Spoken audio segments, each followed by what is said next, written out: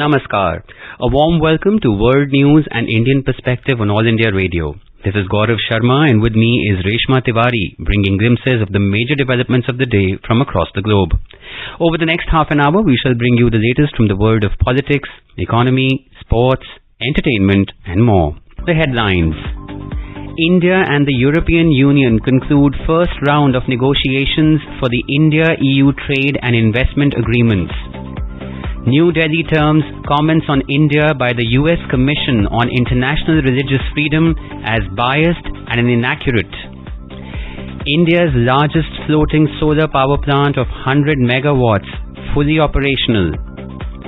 Indian origin T. Raja Kumar appointed the President of World's Anti-Terrorism Financing Agency, FATF. In cricket, India all out for 416 runs in the first innings against England on the second day of the fifth test in Birmingham. Rishabh Pant and Ravindra Jadeja scored centuries. And in Wimbledon, Rafael Nadal, Stefanos Tsitsipas and Iga Swiatek to be in action in the third round of the singles matches.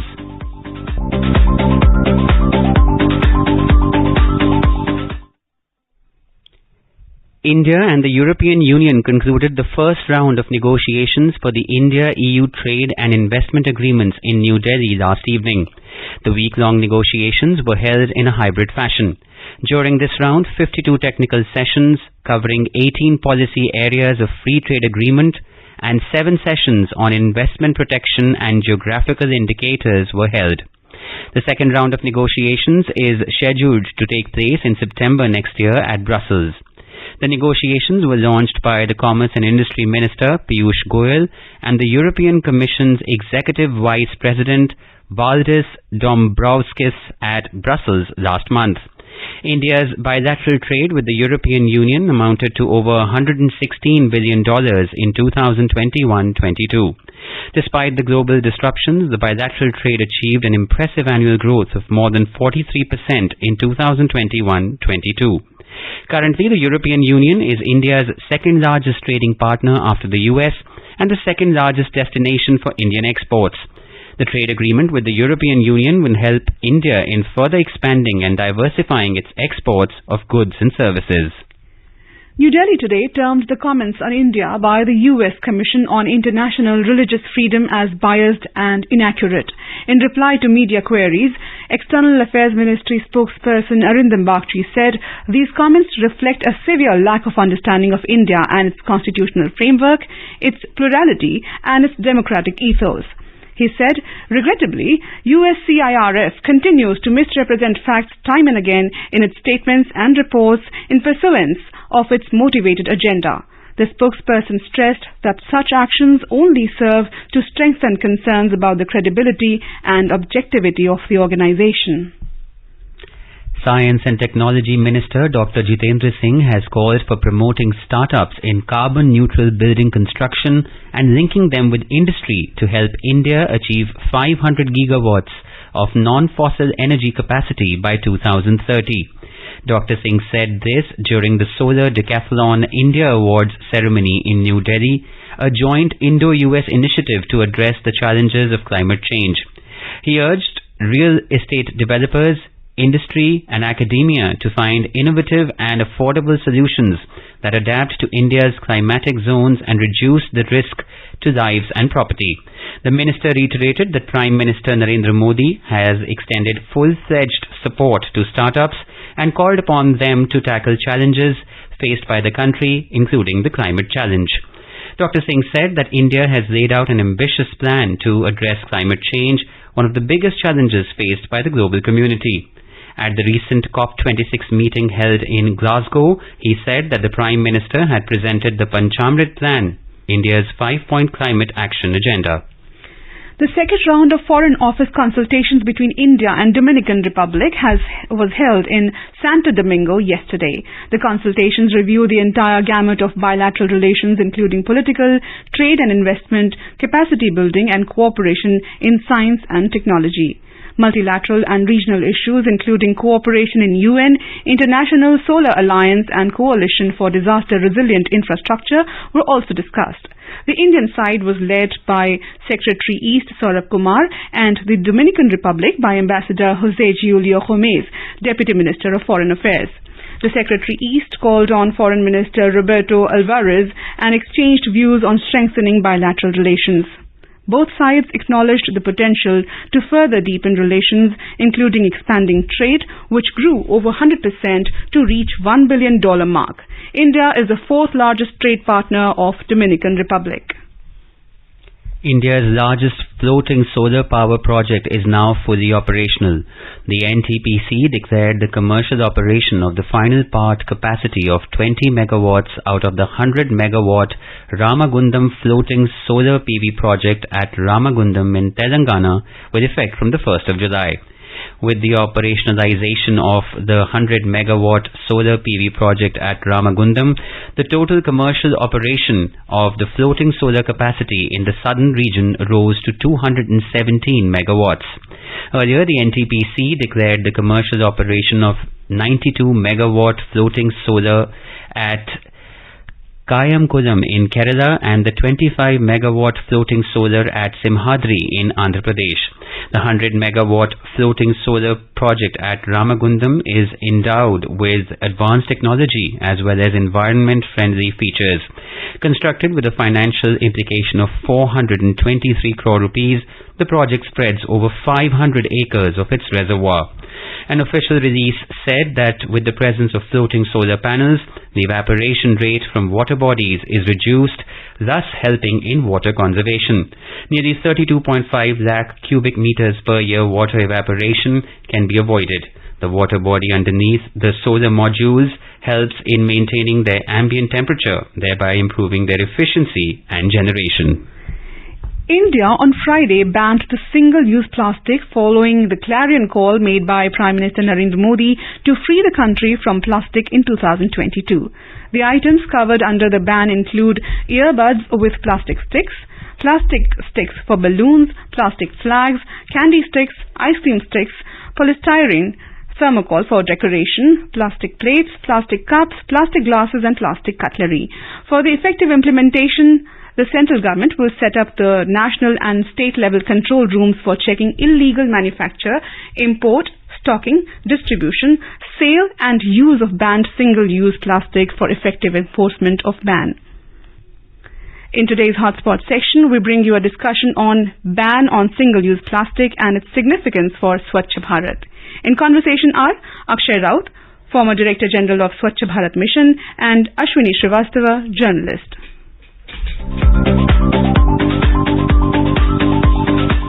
Delhi government has banned 19 single-use plastic or SUP items in Delhi. To enforce this, the government has decided to issue warning notices to units found violating the ban till July 10th, and after that, punitive action will be taken against the repeat offenders. The action will include a fine of up to 1 lakh rupees or a jail term of up to 5 years or both under the Environment Protection Act 1986.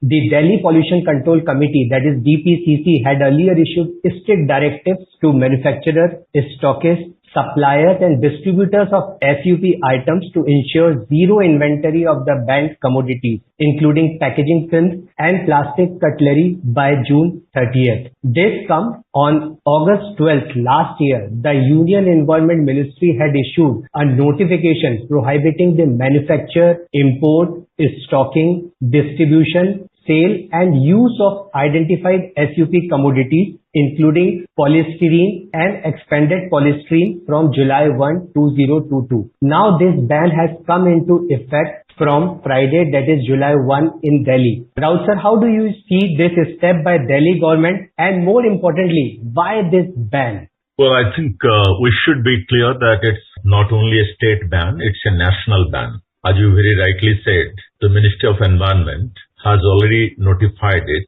quite some time back that from the 1st of July this year, there will be a ban on single-use plastic.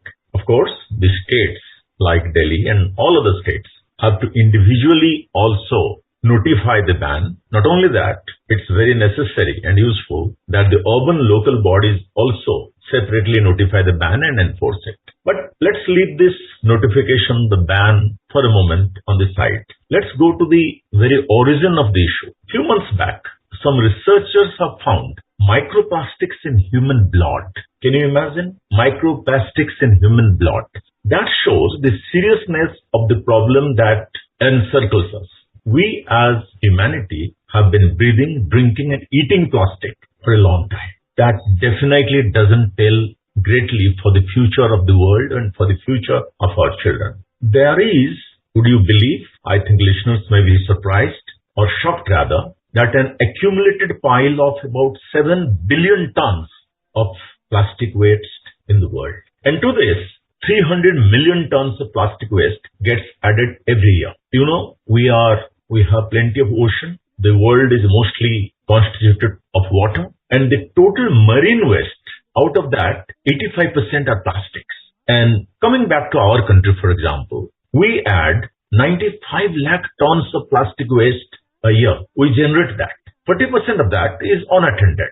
As we get urbanized, as we add to our GDP, as the metropolitan centers grow, there has been a growing of the plastic around us as well. And plastic is essentially toxic. I do not know how many of the listeners are used to or at least have come across situations in which veterinary doctors are working hard on stray cows to pull out bundles of plastic from inside their stomach. What a tragic scene and what a reflection on the way we have conducted our lives. Because these stray cows feed on roadside garbage which has a large amount of plastic in it. And believe me, if we have understood, a large percentage of the plastic is single-use plastic because these are ordinarily called as disposable plastic. So risking their health and life, these cattle feed on the garbage which has plenty of plastics inside it. All the landfills, the legendary dump sites of various cities and towns, they do have buried inside this lot of plastics. Even after the rag pickers pick away some of the plastic because single-use plastic is seen to be not valuable. It is not recyclable as much as some heavier plastic is. So those are left abandoned. So basically, we are facing a threat from plastic for the environment, for the human life, of course for the animal life and marine life, and for the future of our children. So this needs to be stopped. India has taken a very right call. Maybe it could have been done before. There have been small, big attempts in the past. But this time, it looks that there is a determination to, as the Prime Minister himself has mentioned many times, to get the plastic out of the way and to start with SUP.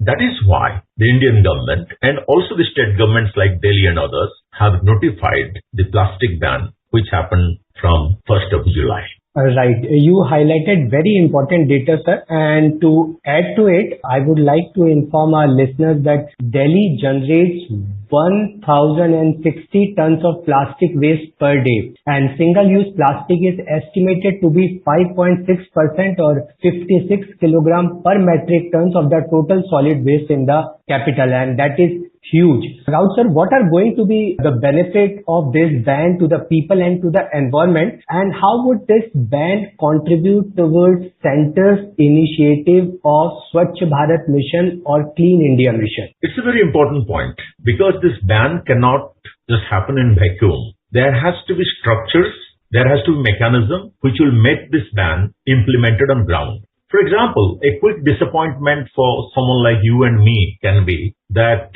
the ban started yesterday and we are not finding too much of a campaign in the marketplaces where plastic is generally used in residential areas, hoardings or campaigns which tell about the giving up of SUP. Okay, there will be penalties, there will be enforcement. I hope this enforcement is strict. I hope people are, if not nudged, at least also to some extent pushed, nudged, and also put in under a legal obligation not to use SUP and to give up SUP.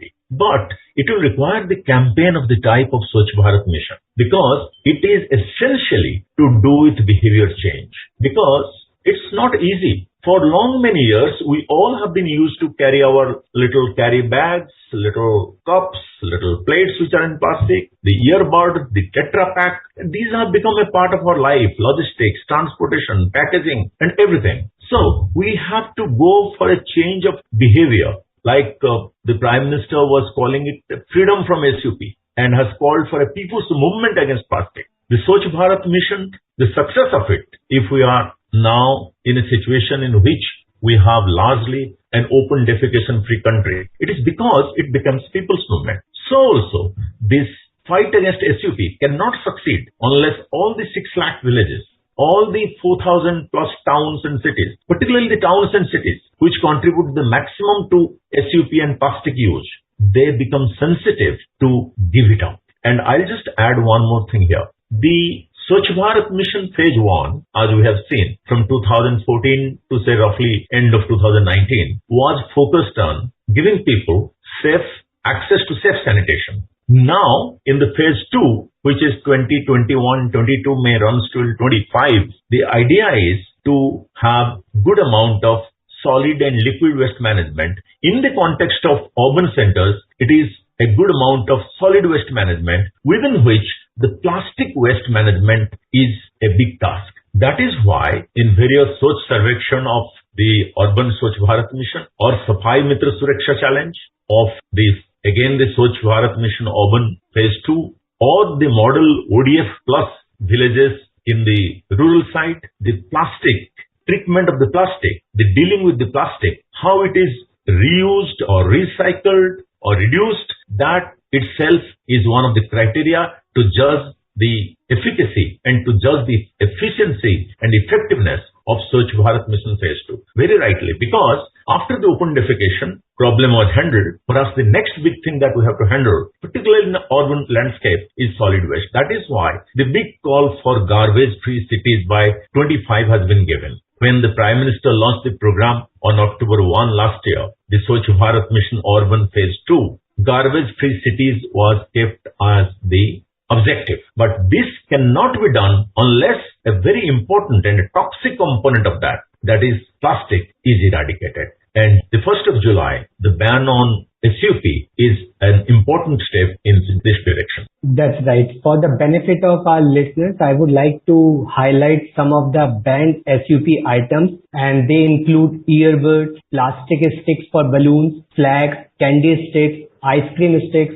polystyrene, that is thermocol, plates, cups, glasses, forks, spoons, knives, straws, trays, wrapping or packaging film around sweet boxes, invitation cards, cigarette packets, plastic or PVC banners of less than 100 microns, and stirrers. These are some of the items which have been banned, single-use plastic items.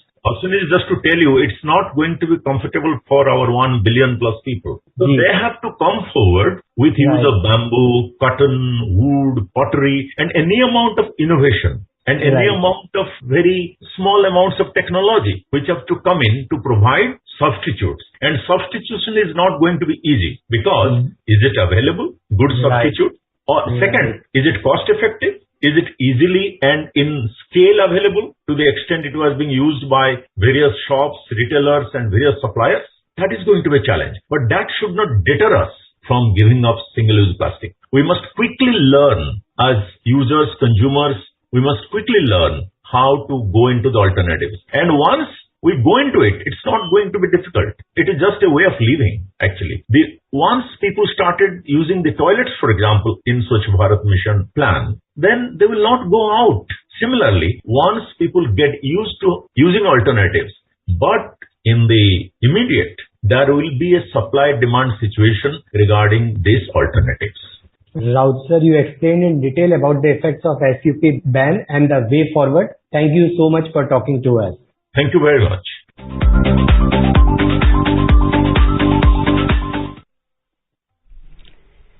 This is All India Radio giving you the news. For quick news updates round the clock, follow us on our Twitter handle at AIR News Alerts. Indian origin T. Rajakumar has taken over as President of Financial Action Task Force, FATF. the world's anti-terrorism financing agency. FATF tweeted that Rajakumar will focus on enhancing the effectiveness of global anti-money laundering and counter-terrorist financing measures, improving asset recovery and other initiatives. He has more than 35 years of leadership and operational experience in Singapore's Home Ministry and Police Force. Rajakumar succeeds Dr. Marcus Clare as the chief of the FATF and will serve a 2-year term. FATF is a global watchdog tasked with combating money laundering and terrorist financing. Rajakumar forged a stronger collaborative relationships with key counterparts in the safety and security arena, including with strategic partners such as Interpol and the UN. The fuel crisis in Sri Lanka has had a spillover effect on the revenue potential of the Cochin International Airport, with the airport beginning a technical landing facility for refueling flights operating on the nearby international air route. 9 aircrafts flying either on the Colombo, Europe or Colombo, Middle East sectors opted for the airport's technical landing facility and uplifted 475,000 litres of ATF during the past 3 days. Cochin International Airport Limited, CIAL Managing Director S. Suhas said that the availability of quick and efficient apron management and fuel hydrant systems have helped the airport to connect with foreign carriers. He said more airlines have started contacting the airport, taking into account its potential to serve them for planned or unplanned technical stopovers. At least 3 people were killed and 8 injured in a 6.1 magnitude earthquake in southern Iran early this morning. Iranian media put the strength of the quake at 6.1, while the European Mediterranean Seismological Center said it was 6.0 magnitude. Major geological fault lines crisscross Iran, which has suffered several devastating earthquakes in recent years. Residents from various parts of the UAE felt tremors as well. International Day of Cooperatives is marked annually on the first Saturday of July. This year, the day is being observed on the 2nd of July to highlight the contributions of the cooperative movement. The occasion also spreads awareness about how cooperatives work in harmony for social, cultural and economic development. A report from our news desk.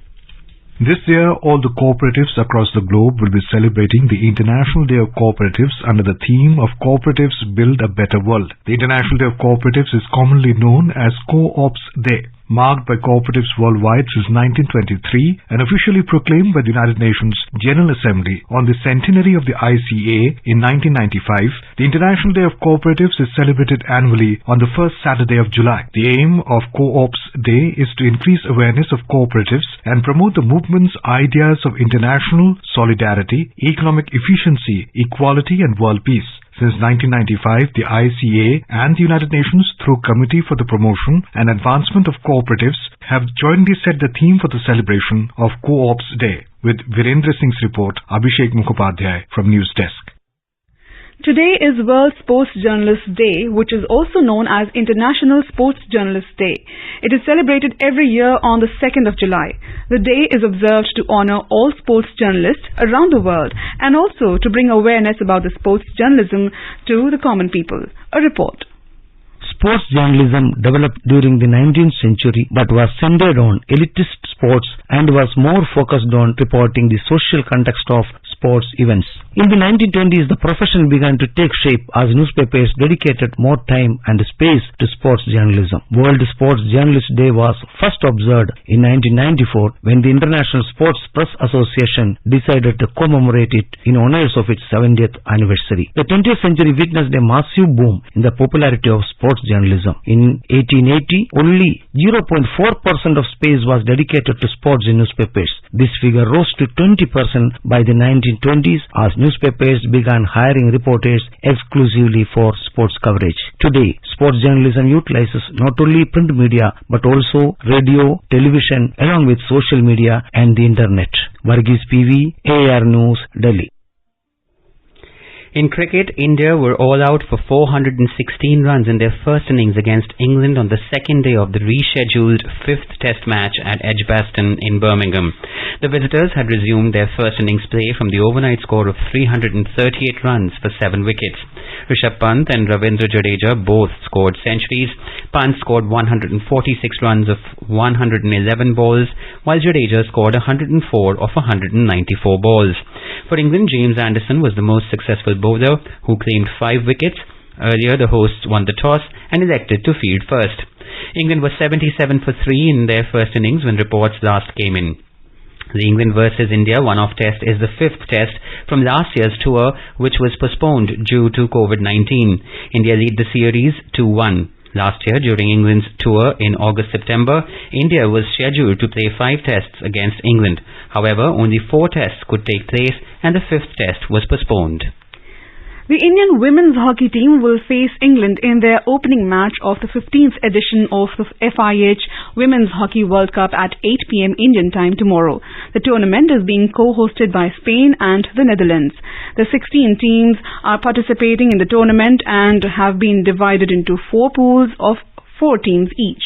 While the Netherlands, Germany, Ireland and Chile are in Pool A, India, England, New Zealand and China are in Pool B.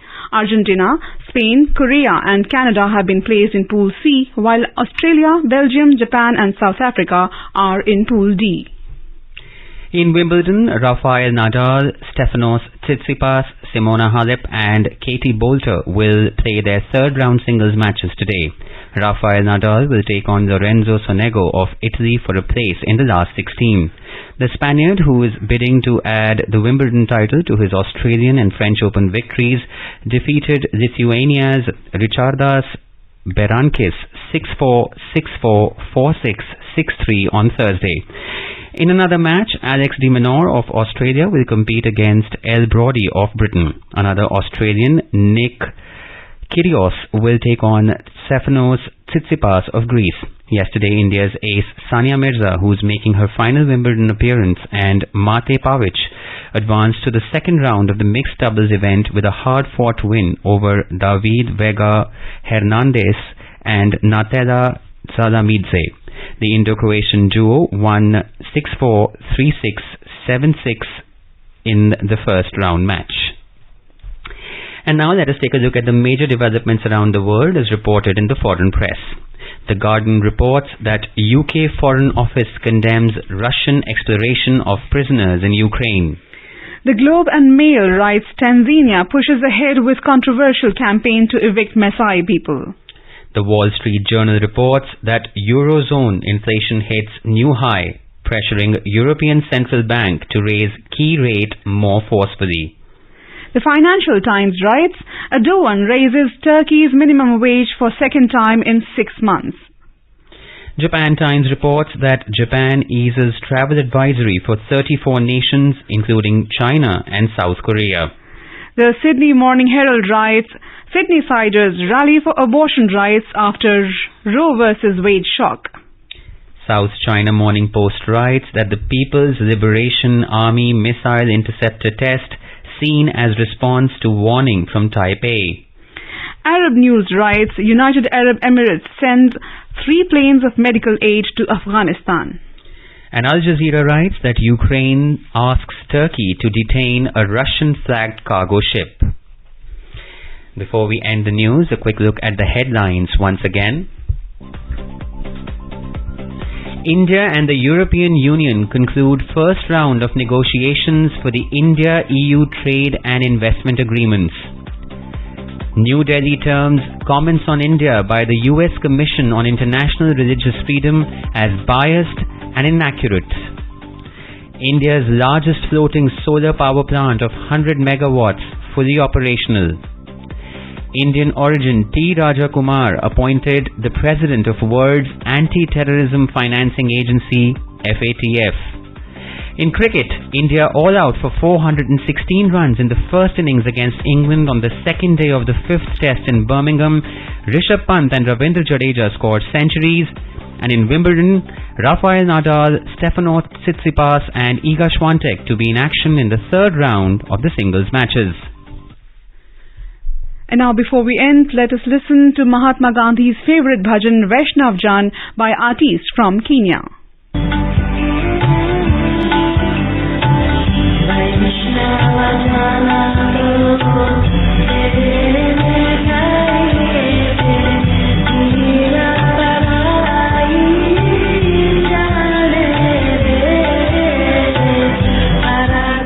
And with that, we end this bulletin. We'll be back at the same time tomorrow with the next edition of World News.